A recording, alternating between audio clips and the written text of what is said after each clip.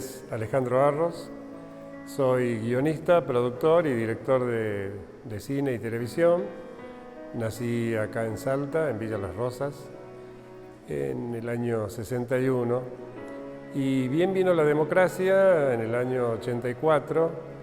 Me fui a estudiar cine a Buenos Aires. No quería estudiar cine con la dictadura militar en el poder, así que desde el 83 empecé a ir a Buenos Aires a ver opciones.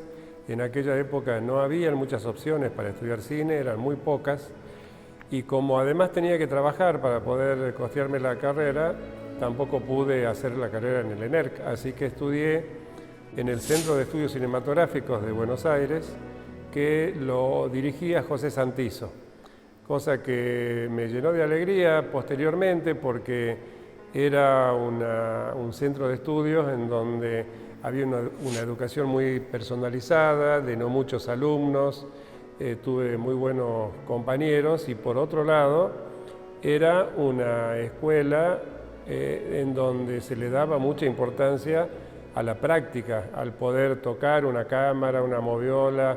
Teníamos cámaras de 16, de 35 milímetros, incipiente era el video todavía, así que las prácticas las hacíamos en esas máquinas que en otro lugar no se las podía ni siquiera ver. Así que eso también yo creo que influyó sobre mis futuros talleres, en donde le damos a la práctica un papel preponderante, que la gente pueda tomar contacto con la práctica, con el hecho de hacer cine. Estuve estudiando hasta el año 86, tuve la suerte también de, en ese año, casi sin recibirme, poder participar del rodaje de la película La deuda interna con Miguel Pereira en Jujuy, y eso me abrió un panorama muchísimo más grande también, porque era lo que venía estudiando, ponerlo en práctica. Luego estuve en La última siembra también de Pereira, y mientras entre esas dos películas estaba desarrollando un proyecto sobre la música en las comunidades wichí, la música prohibida por la iglesia anglicana a los hermanos wichí. Me presenté a un concurso de la Fundación Antorchas, lamentablemente desaparecida ya, era una institución que apoyaba muchísimo las artes de todas las disciplinas. Tuve la suerte de ganar, de poder filmar en el Chaco salteño un chaj, Rito Prohibido, y ese documental me dio muchísimas satisfacciones, ya que lo invitaron a muchos festivales en distintas partes del mundo. Estuvo en Francia, en España estuvo en el Festival de Cine de Huelva, y en el 2001, por ese documental me invitaron a participar de la Conferencia Mundial contra la Xenofobia, el Racismo y la Discriminación en Durban, en Sudáfrica. Así que bueno, hubo muchos viajes con ese documental, pero sobre todo muchas discusiones en mostrarlo en distintos ámbitos. En el año 94 volví a Salta. Siempre que me preguntaban cuando me fui a estudiar cine a Buenos Aires, les decía que iba, estudiaba y volvía. En el 94 volví y comencé con la tarea de poder devolver parte de lo que había aprendido para el público salteño. Ya había hecho un primer acercamiento en el año 86, en donde lancé un taller de cine con un canal de televisión acá en Salta, y la sorpresa fue que se inscribieron más de 100 personas. Así que tuve que pedir refuerzos de compañeros míos de estudio que viajen a Salta para acompañarme en el dictado. Eso un poco comprobó que había mucho interés, mucha expectativa por aprender las técnicas del cine y de los medios audiovisuales. Y en el año 2000 creé mi taller, ya que lleva 20 años de funcionamiento, y que la última edición fue justamente en esta casa. Por otro lado, también en el tema educativo estuve como fundador de la carrera de Producción y Dirección de Radio y Televisión de la Universidad Católica, que tiene título habilitante del ISER, Ahí saqué los primeros egresados y luego me dediqué a la actividad privada, porque independientemente a la educación, me gané unos premios del Inca en el año 95 y en el año 97 para hacer programas documentales para televisión. Y con eso produje 20 documentales, 10 en Salta y 10 en el noroeste argentino, así que tenía muchísimo trabajo en cuanto a estar viajando y estar rodando, así que la educación la iba matizando con estos rodajes. En el año 2000 también ganamos premios del Inca para hacer Luz de Invierno y Palca, ganamos ahí nomás los dos premios, son 2 largometrajes de ficción, que los pudimos filmar mucho tiempo después, porque en el 2000, ustedes saben que en el 2001 se cayó el país, nos quedamos sin presidente, sin secretarios de Cultura, sin ministros, etcétera, y hasta que eso se retomó, recién Luz de Invierno la pude filmar en el año 2005 y Palca en el 2010. Así que bueno, básicamente eso es un pequeño resumen de mis trabajos en la provincia. Todo lo que hice lo hice en la provincia o en el noroeste argentino. Y más recientemente, cuando se abrieron los concursos federales para la televisión digital abierta, pudimos hacer la serie de ficción de 8 capítulos, Historias de la Orilla, los cuentos de Carlos Hugo Aparicio, y también la serie Blanco y Negro, que era una investigación personal sobre mi origen afrodescendiente, que ya cuando estuve en Durban empecé a explorar. Felizmente pude concretar ese proyecto con este premio del Inca. En el año 2013 me presenté con un proyecto sobre los Vilca Condorí en el concurso de Presidencia de la Nación, que conmemoraba los 30 años de democracia, y presenté el proyecto de los Vilca Condorí porque, si bien lo veníamos trabajando hace tiempo ya con los hermanos Vilca Condorí, que son héroes de Malvinas, Malvinas quedaba fuera de esos 30 años de democracia, pero la argumentación que nosotros tuvimos ante el jurado del concurso, que estaba presidido por Felipe Piña, fue que Malvinas fue fundamental para el retorno a la democracia en nuestro país. Así que también tuvimos la suerte de ganar y poder integrar ese lote de 13 documentales sobre los 30 años de democracia que se estrenaron en la televisión pública en horario central, así que eso le dio muchísima difusión a esos proyectos. Y el último trabajo de importancia fue, o premiado, fue un microvideo sobre Jesús Ramón Vera, de un concurso convocado por el Consejo Regional Norte Cultura, que lo integran las 5 provincias del noroeste argentino. Independientemente, desde el año 2006, yo tengo 9 viajes hechos a Cuba. En el año 2003 conocí a Alberto Granado, el mítico compañero de viajes del Che Guevara por Latinoamérica, en realidad de Ernesto Guevara, porque todavía no se había convertido en el Che.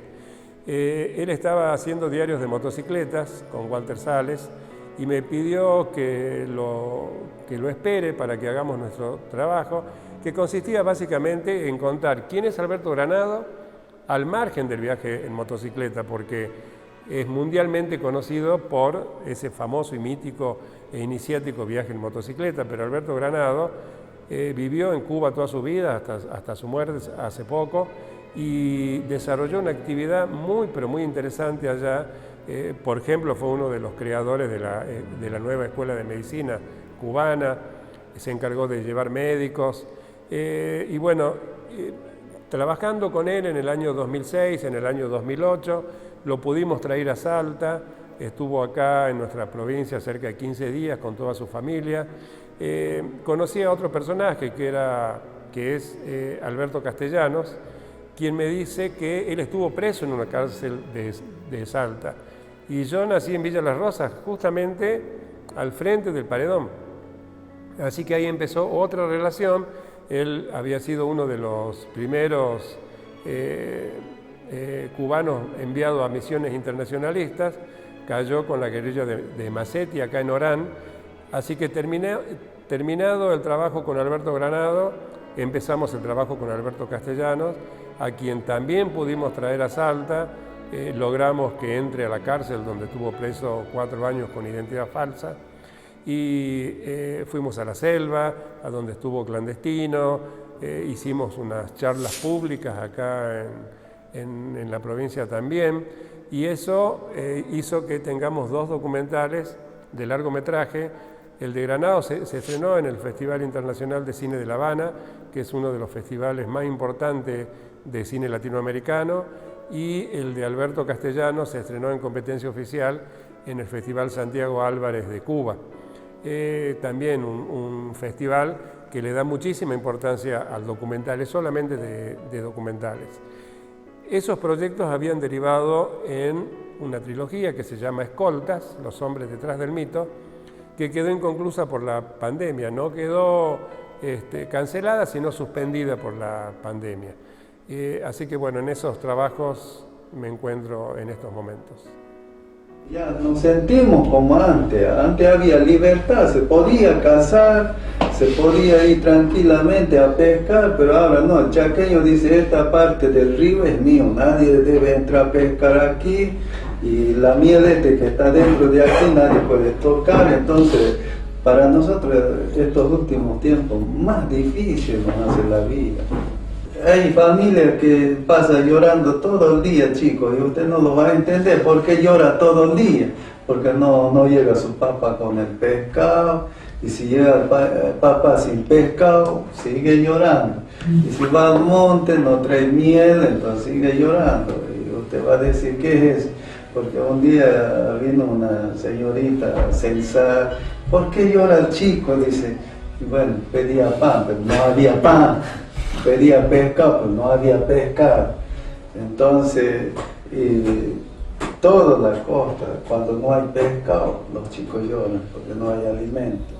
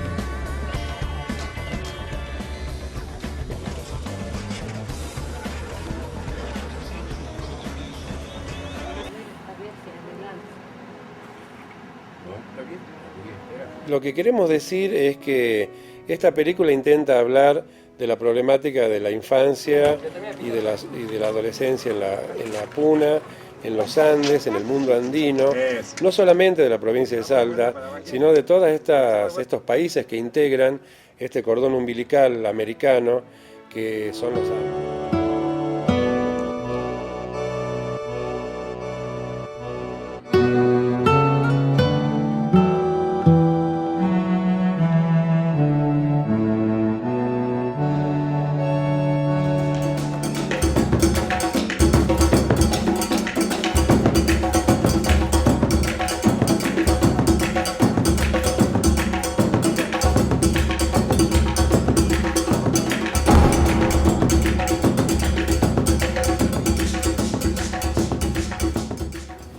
conocí al Che en un lugar histórico para nosotros, porque fue donde estaba situado el primer cuartelito que se tomó por el ejército rebelde, o sea, el primer triunfo del ejército rebelde, que era en La Plata.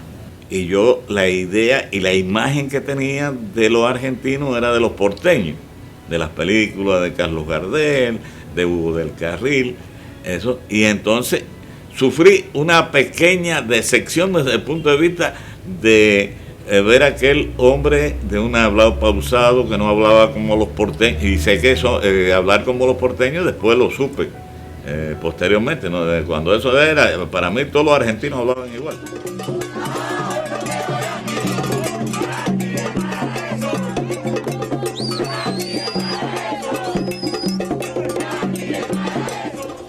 En una oportunidad que tuve con Fidel me dice: Pedro Granado, ¿qué es lo que me da? Y comandante le he dado hombres científicos y morales.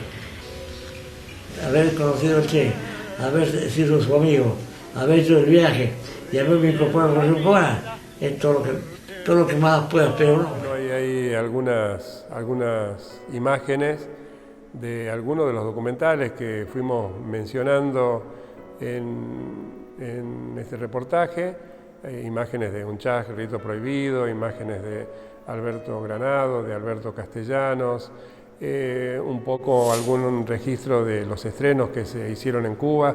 También hay un poquito del making of de Luz de Invierno y de Palca, que tuvieron rodajes muy particulares y bien distintos entre ellos, y un poquito de los documentales que hicimos acá en el noroeste argentino, que son numerosos, son 20, así que acá hay una pequeña muestra de eso.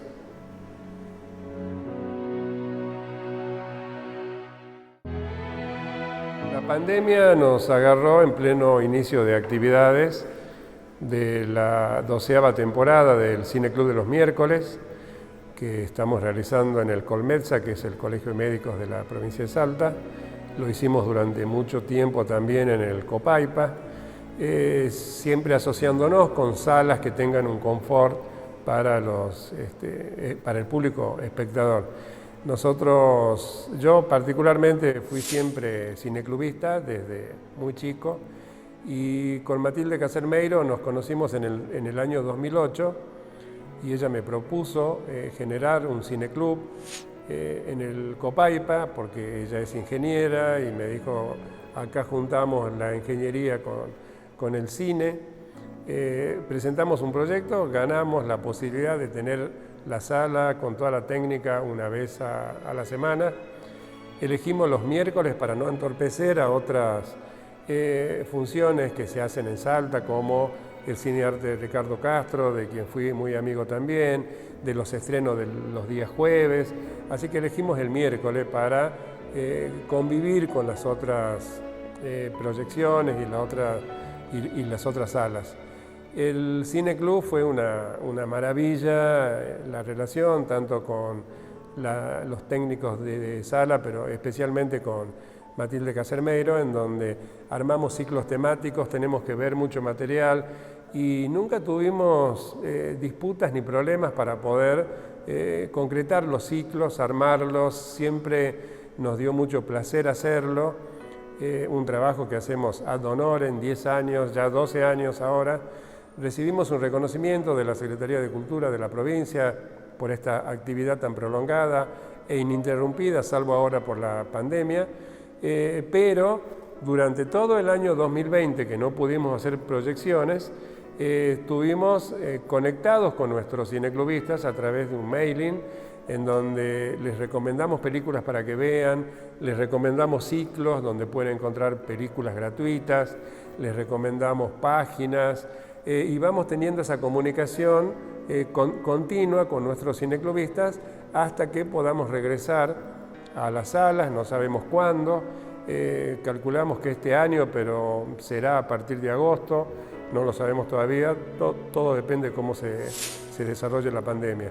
Un caso muy particular que sucedió ahí fue que invité a 2 amigos cineclubistas de Colombia para que vengan a Salta a inaugurar la 12ª temporada. Vinieron con un ciclo internacional que se llama Intermediaciones desde Medellín, Colombia, y estando en Salta se cerraron las salas.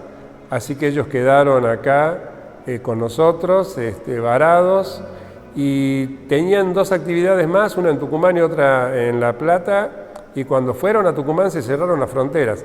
Así que estos amigos que vinieron a inaugurar el Cine Club de los miércoles quedaron 6 meses en Argentina, en Tucumán, sin poder volverse a su patria. Ahora ya están allá felizmente y todo salió bien en el regreso, pero tuvieron que quedarse 6 meses varados acá. Eso fue el hecho curioso de lo que fue el inicio, el arranque de nuestro Cine Club, en donde con todas las películas, con los invitados especiales internacionales, no pudimos arrancar. La otra actividad que estaba ya programada para todo el año eran los talleres de nuestro Cine Club. El taller de Cine Salta cumple 20 años justamente, cumplió 20 años en el 2020. Íbamos a armar nuestro taller anual, que no se da todos los años, sino que tenemos talleres breves y semestrales. En esta casa dimos un taller breve de 3 meses y nos quedó la última parte sin poder dictarse porque también se cerraron las salas, quedaron las prácticas sin hacer hasta el momento. Con los chicos quedamos conectados también vía Zoom y ya están listos los guiones para poder rodarse una vez que tengamos las seguridades sanitarias necesarias para hacerlo. Un poco la ventaja de los chicos es que terminaban en 15, 20 días y luego siguieron trabajando conmigo varios meses en sus propios proyectos, en sus propios guiones, digamos. Y en julio viajábamos a La Habana para seguir con el rodaje de la trilogía Escoltas. Ya teníamos el grupo de viaje preparado. Nos iba a acompañar un gran amigo de muchísimos años, Raulito Fernández, conocido como el Negro Fernández, que era el secretario de Osvaldo Bayer, este gran escritor, durante muchísimo tiempo. Gracias a Raúl pude estar en casa de Osvaldo Bayer compartiendo anécdotas, empanadas salteñas y buen vino con ese libro abierto que fue Osvaldo Bayer. Y en el medio de la pandemia, Raúl contrajo COVID y lamentablemente murió hace un mes. Él era uno de los que viajaba con nosotros a La Habana y bueno, se nos quedó en el camino culpa de esta pandemia. Bueno, ahora estamos en comunicación permanente porque una de las ventajas que hubo con la pandemia fue que las comunicaciones se mejoraron en muchos casos. En Cuba hay una conectividad muy grande ahora, así que estamos conectados con la otra parte del equipo que está allá y con los personajes, con los protagonistas. Y bueno, tenemos comunicaciones a diario, ellos entienden que no puedo viajar, ellos también están no con el problema tan grave del COVID como acá, un poco más controlado y también con una vacuna propia que la van a sacar dentro de poco. Así que seguimos trabajando y conectados permanentemente vía internet. Así que esos eran los 3 proyectos o las 3 actividades más importantes, que fue el Cine Club, el taller de cine y la producción de esta trilogía. En el medio, cuando se desató la pandemia, me ofrecieron un espacio en un canal de televisión en Salta, Millennium TV, lo acepté y comenzamos a pasar todas las producciones de nuestro taller. Es un programa que se ve todos los jueves a las 16 horas y ahí sucedió otra particularidad y fue que empezamos a proyectar documentales del 96, del 91, del 97, cosas nuevas como Historias de la Orilla y comenzó a comunicarse a través de la página de Facebook y por WhatsApp los nietos y los hijos de gente que habían salido en esos documentales y que ya habían muerto, que en su momento ya era gente grande, abuelos, abuelas en algunos casos, y ahora sus hijos estaban todos conectados y fue una sorpresa inmensa porque hubo una aluvión de mensajes y comunicaciones de mucha gente que redescubrí esos documentales, filmados en el 96, el 99, 98, 97, a partir de que empezaba a reconocer a sus afectos, a sus seres queridos ahí. En otros casos, por ejemplo, hicimos un documental que era sobre los peregrinos que bajan de Cachi hasta Salta para el Milagro. En ese momento viajaban 197 peregrinos, hoy viajan 3.000. Y cuando filmé ese documental, los peregrinos eran gente joven, y ahora es gente grande, con hijos, que fui a Cachi y me recibieron, nos reencontramos con esa gente después de 20 años o más de no vernos y no tener contacto. Eso es lo que hizo la interconectividad, por eso que es tan importante que todos puedan acceder a una buena conectividad. A mí se me armó un mundo distinto a partir de gente que en algunos casos tenía 3 o 4 añitos y yo le saqué una foto y me decía, esa foto soy yo y ahora es un operador de radio de emisión chaqueña, por ejemplo. O decía, esa es mi abuelita que la extraño tanto, o ahí está mi papá que todavía vive, etcétera, etcétera. Así que estos documentales que nosotros los filmamos, no como novedad, sino que siempre tratamos que nuestros trabajos no les pase el tiempo en cuanto a actualidad, nunca hemos filmado cuestiones de actualidad, se siguen viendo, se siguen compartiendo entre familiares, amigos y también con gente que va redescubriendo estos trabajos que no se veían hacía un tiempo. Así que estoy muy contento con esto que edito desde mi casa. Yo tengo mi oficina también con una isla de edición, pero no estoy yendo, no estamos tomando trabajos con nuestra productora hasta que tengamos un panorama más claro. Así que armé una pequeña isla de edición en mi casa y ahí hago los programas, lo mando vía WeTransfer.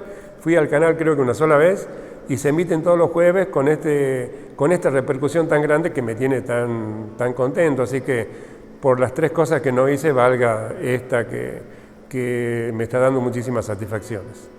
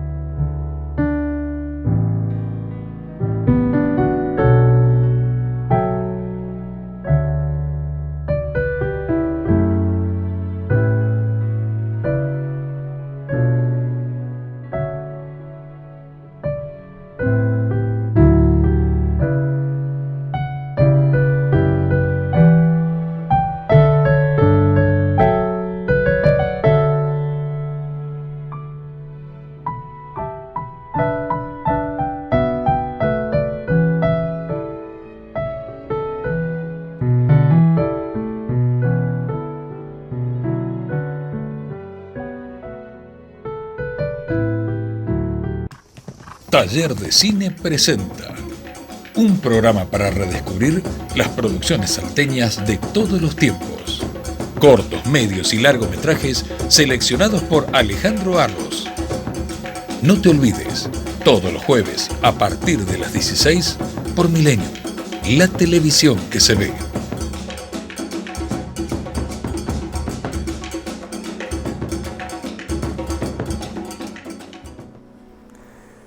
Bueno, acabamos de ver un poco los avances de esto del programa Taller de Cine Presenta.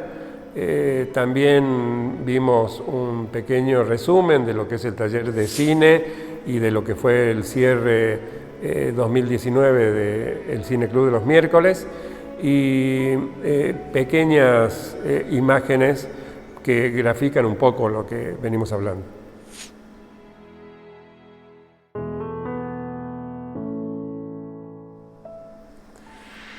Bueno, hay mucha incertidumbre sobre qué pasará con el futuro. Yo estoy expectante soy como un testigo y un observador de esto que nos está tocando, además protagonista de estar viviendo en una pandemia. El tema de la exhibición en salas, por ejemplo, que es donde la gente se reunía, esta comunión de poder ver cine a oscuras, con buen sonido, en silencio, etc., ya venía teniendo sus alteraciones. Las nuevas generaciones usan mucho las plataformas, ver cine en streaming, ver cine en otras formas de hacerlo. Así que era un proceso que ya había comenzado, cómo el cine se iba a ayornar a los nuevos tiempos. Muchas veces se declaró el fin de las salas, varios años antes. La concentración de salas también ya venía ocurriendo, salas, la mayoría en poder de capitales norteamericanos básicamente, con muy poco espacio para el cine nacional, en el caso nuestro. Así que era un problema que ya venía sucediendo y ahora con la pandemia se ha agudizado.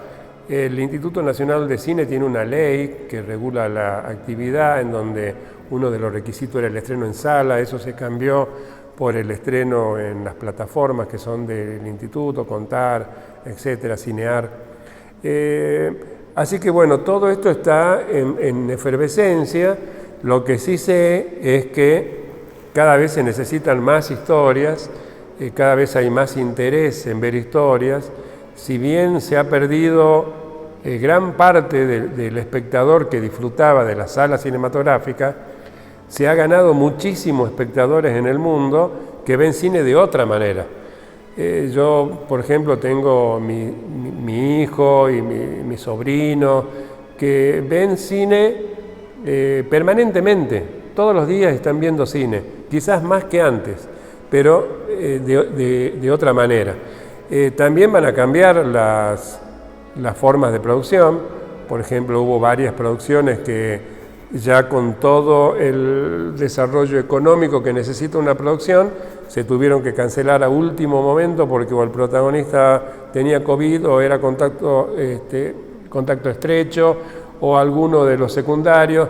Entonces, bueno, el productor cinematográfico ahora tiene como ese otro riesgo de poder armar toda una producción que cuesta muchísimo y en algunos casos cuesta varios años para que no se pueda llegar al rodaje con todos los gastos que eso conlleva. Así que creo que vamos a tener que esperar un poco, estar cautos para saber cómo es que va a seguir desarrollándose la actividad. Hay muchas discusiones, yo estoy en varios grupos, hay muchas asociaciones, en donde en ningún momento se piensa en dejar de hacer cine, sino se está discutiendo es cómo vamos a seguir haciendo cine de aquí en adelante.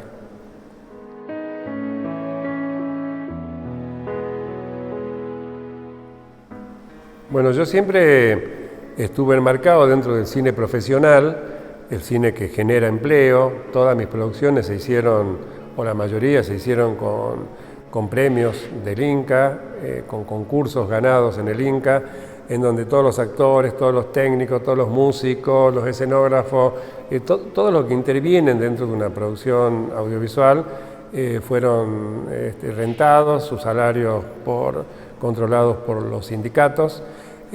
No hago hace muchísimo tiempo, mis primeros trabajos fueron el trabajo de hacer por hacer, pero ahora prefiero esperar un tiempo de ganar concursos u obtener financiamientos para que todos los que trabajen en una producción audiovisual puedan tener su retribución.